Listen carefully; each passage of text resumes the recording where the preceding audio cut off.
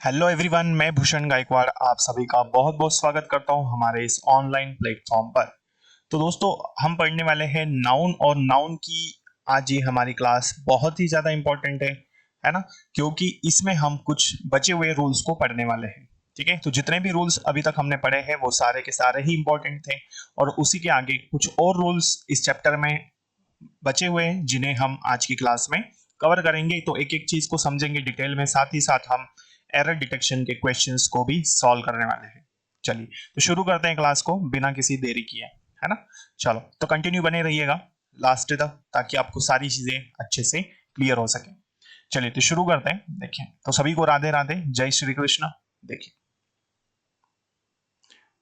तो बेटा पहला रूल आज हमें पढ़ना है, समझिए, है ना? तो पहला रूल हमें क्या पढ़ना है, ध्यान से समझो। तो लिखा है एनॉदर, किसकी बात करनी है? एनॉदर की। तो जब भी आपको एनॉदर दिखे या एनॉदर नाउन की बात की जाए सेंटेंस में या कहीं भी, तो एनॉदर याद रखना है कि भाई एनॉदर सिंगुलर होता है। क्या होता है?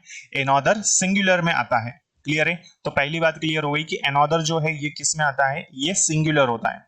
क्लियर है ना? तो ध्यान से समझना बेटा, एनॉदर जो है ये सिंगुलर है ना? इसीलिए एनादर के साथ सिंगुलर वर्ब का यूज करते हैं। क्या यूज करते हैं एनादर के साथ? हमेशा सिंगुलर वर्ब का यूज हम करेंगे। क्यों करेंगे? क्योंकि एनादर जो है ये क्या होता है, सिंगुलर होता है। तो कॉमन सी बात है, यदि नाउन सिंगुलर होगा तो वर्ब भी कैसा होगा, सिंगुलर होगा। क्लियर है? चलिए तो पढ़ते हैं इसको। तो ये रूल समझ में आया। जब भी क्या हो, देख बेटा, जब भी हमें दिखे सिंगुलर, है ना, सिंगुलर, इट मींस ये सिंगुलर होगा क्या? तो बेटा ये होगा एनादर, है ना? एनादर जो है ये सिंगुलर होता है, और अगर ये सिंगुलर है तो इसके साथ में जो भी वर्ब होगा या हेल्पिंग वर्ब होगा वो भी कैसा होगा, वो भी सिंगुलर ही होगा। क्लियर यहां तक? तो एनादर सिंगुलर होता है, इसीलिए इसके साथ में वर्ब का जो यूज करेंगे हम वो भी सिंगुलर होना चाहिए। क्लियर है दोस्तों? चलिए आइए तो देखते हैं फर्स्ट एग्जाम्पल, समझिएगा। पहला लिखा है her brother lives in another area. उसका भाई जो है वो किसी और एरिया में रहता है। देखिए, अनदर लिखा है और इसके बाद में एरिया है। अब ये एरिया भी कैसा है? तो बेटा ये सिंगुलर है। कैसा है? सिंगुलर है।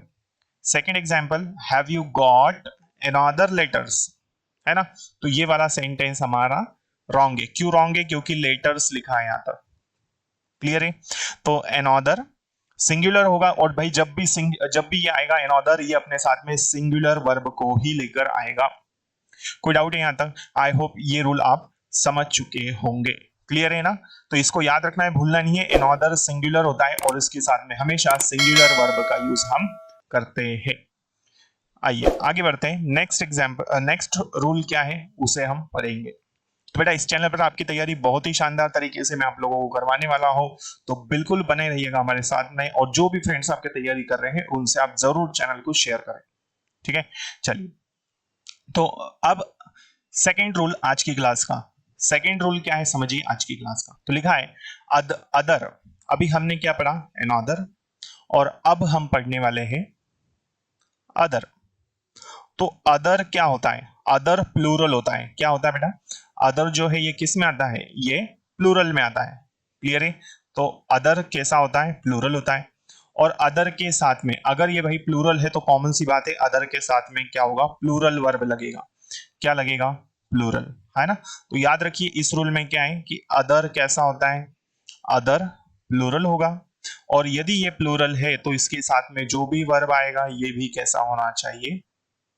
ये भी प्लूरल होना चाहिए। क्लियर यहां तक? चलो तो पहले हमने पढ़ा अनदर जो कि सिंगुलर होता है, और इसी वजह से उसके साथ में सिंगुलर वर्ब का यूज हम करते हैं। लेकिन अदर की बात करते हैं तो अदर जो होता है ये हमारा प्लूरल होता है, और इसी वजह से दोस्तों इसके साथ में हम प्लूरल वर्ब का यूज करेंगे। क्लियर है यहां तक? देखें तो first example, has he got other job, है ना? Has he got other job, क्या ये सही है? नहीं है। क्यों नहीं है? तो यहाँ पर जो जॉब है ये हमारा सिंगुलर दिख रहा है। कैसा दिख रहा है? सिंगुलर। इसलिए ये सेंटेंस रॉन्ग है ना? Has he got other jobs बिल्कुल सही है। जॉब कैसा है यहाँ पर? प्लूरल है ना? तो ये वाला सेंटेंस हमारा सही होगा। क्लियर है?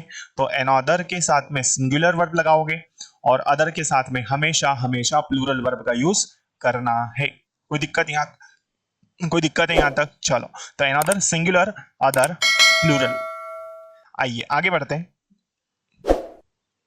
नेक्स्ट, अब रूल जो समझना है ध्यान से समझिएगा क्योंकि मोस्ट इंपॉर्टेंट है। देखिए, तो ईच के बाद आने वाला, किसकी बात हो रही है? ईच की बात कर रहे हैं हम। तो ईच जब भी आएगा, ध्यान रखिएगा, जब भी ईच आएगा तो ईच के बाद में आने वाला नाउन या फिर प्रोनाउन हमेशा सिंगुलर होगा। ठीक है? तो किसकी बात कर रहे हैं? ईच की। ईच सिंगुलर ही होता है ना? ईच कैसा होता है? सिंगुलर होता है। और इसके बाद में जो भी नाउन आ जाए, या तो नाउन आ जाए या फिर क्या आ जाए बेटा? प्रोनाउन आ जाए, ये भी हमारा कैसा होगा डियर स्टूडेंट्स? ये सिंगुलर होगा। क्लियर हो गई बात? तो बहुत ही इजी रूल है। इजी रूल होने के साथ ही ये मोस्ट इंपॉर्टेंट है। इस पर आप स्टार जरूर बनाएं। स्टार बनाने का मतलब है कि ये इंपॉर्टेंट है, एग्जाम में पूछे जाने की संभावना कहीं ना कहीं होती है और ज्यादा होती है। ठीक है? चलिए, तो इसे भूलना नहीं है, ईच सिंगुलर होता है और इसीलिए इसके साथ में हम सिंगुलर, इसके बाद में आने वाला जो नाउन होगा वो नाउन होगा या फिर प्रोनाउन होगा वो सिंगुलर होगा।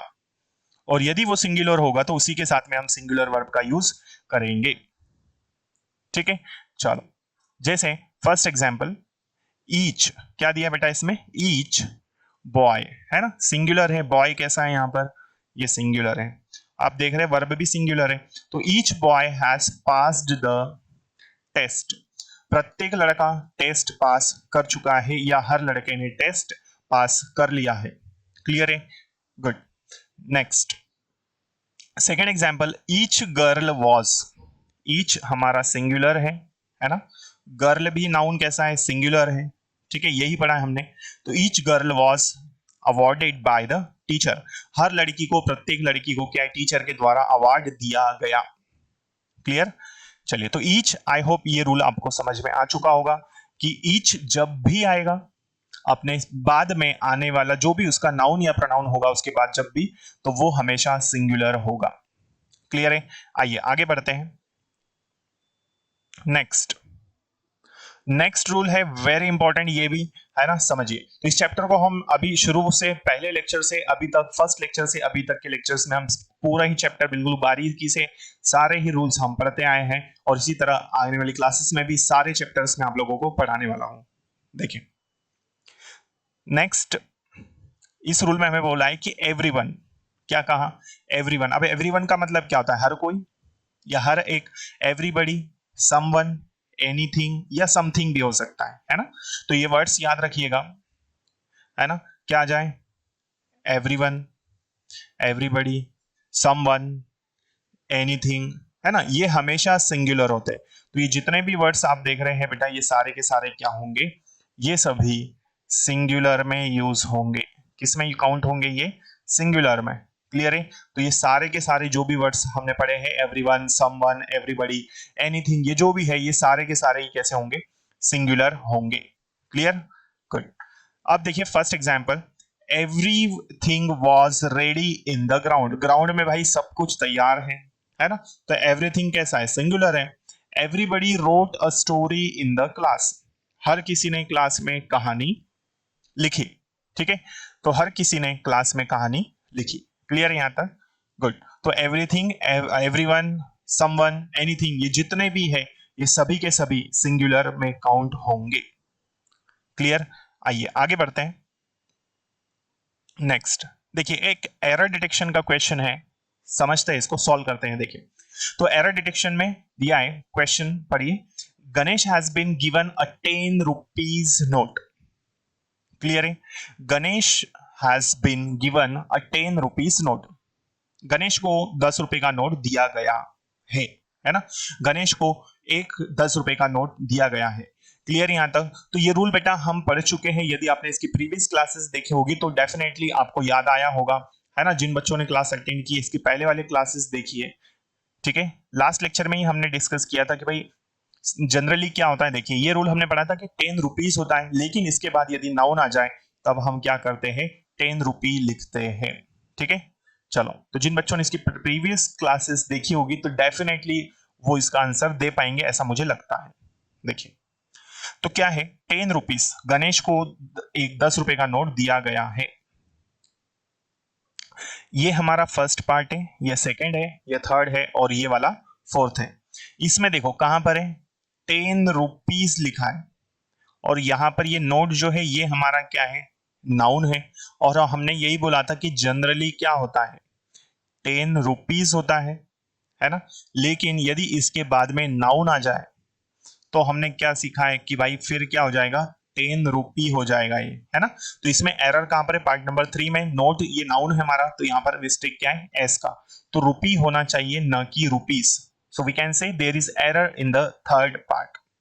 क्लियर है, गुड। आई थिंक ये क्वेश्चन आप लोगों को क्लियर हो चुका होगा, ठीक है। चलिए तो पढ़ें आगे, तो यहां तक की सारी चीजें क्लियर है आप लोगों को। आइए अब आगे हम बढ़ते हैं। चलो नेक्स्ट एक और क्वेश्चन है, पढ़िए इसको, समझिए और कोशिश कीजिए इसे सॉल्व करने की। लिखा है doctors did their best to save the lives of the victims. डॉक्टरों ने अपनी ओर से सभी कोशिश की विक्टिम्स की जिंदगियों को बचाने के लिए, है ना, उन्होंने पूरी पूरी कोशिश की या उन्होंने अपना बेस्ट दिया। अब इसमें आंसर कहां पर है देखिए, तो पहला पार्ट हमें दिया है कहां पर डिड के बाद, दूसरा दिया टू के बाद, तीसरा दिया विक्टिम्स के बाद और फोर्थ दिया नो एरर। क्लियर है, तो 4 पार्ट है बेटा इसमें और चारों में से किसी एक में आंसर है हमारा। आइए सर्च करते हैं इसको, फाइंड करते हैं, चलिए सॉल्व करें इसको। तो मिला है क्या किसी को आप में से, देखें तो डायरेक्टली यही है पार्ट नंबर 3 में हमको दिख रहा है सेव द लाइफ्स।